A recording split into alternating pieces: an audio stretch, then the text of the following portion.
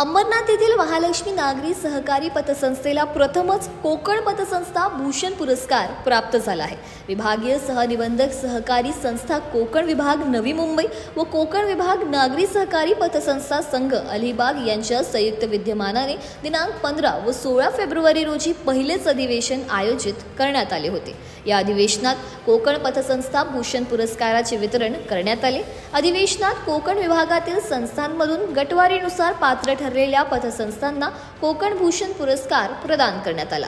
या पुरस्कारासाठी विविध निकष, सांपत्तिक स्थिती, अत्याधुनिक सेवा सुविधा, आर्थिक मानांकने, प्रमाण व सामाजिक बांधिलकीतून केलेले समाजकार्य या विविध बाबींचे मूल्यमापन करण्यात आले होते। या सर्व बाबींवर महालक्ष्मी नागरी सहकारी पतसंस्थेला सर्वाधिक गुण प्राप्त झाले। त्यामुळे महालक्ष्मी नागरी पतसंस्थेला प्रथमच कोकण पतसंस्था भूषण पुरस्कार प्राप्त झाला आहे, अशी माहिती संस्थेच्या पदाधिकाऱ्यांनी दिली। खरं तर महालक्ष्मी नागरी सहकारी पतसंस्थेचं ब्रीदवाक्य आहे जनसामान्यांच्या विश्वासाचं प्रतीक। आणि संस्थेवरती सर्व ठेवीदार, संस्थेचे हितचिंतक, सभासद यांनी जो अतिशय मोठ्या प्रमाणामध्ये आमच्यावरती विश्वास टाकून, आमच्या कामकाजावरती विश्वास टाकून व आम्हाला वेळोवेळी मार्गदर्शन करून की ह्या पुरस्कारापर्यंत आम्हाला पोहोचवण्यासाठी आमच्या सर्व सभासदांचा, ठेवीदारांचा, कर्जदारांचा, कारण याच्यामध्ये एक NPA निकष होतं, त्यामध्ये कर्जदारांचा देखील अतिशय मोठ्या प्रमाणात वाटा आहे।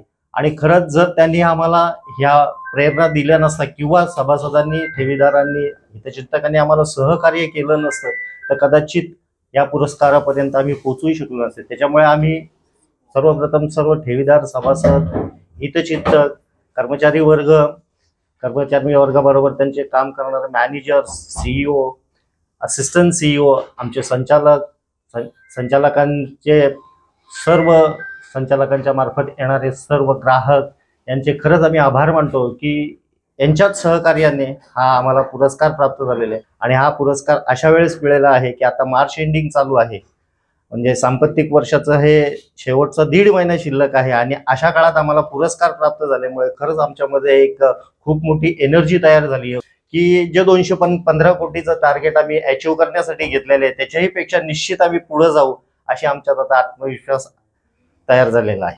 निकषामध्ये NPA असू द्या, तुमची रोख शिल्लक असू द्या, त्याच्यानंतर NPAच्या माध्यमातून तुमचा ऑडिट वर्ग, अशा सगळ्या प्रकारचे निकष, ABR, SLR, असे अनेक प्रकारचे निकष, जवळजवळ 20 ते 22 प्रकारचे निकष होते। त्या निकषामध्ये आम्ही पतसंस्थांच्या या आमच्या 100 ते 200 कोटीच्या गटामध्ये आम्हाला सर्वोत्तम मार्क्स मिळाले आणि आम्हाला हा पुरस्कार प्राप्त झाला।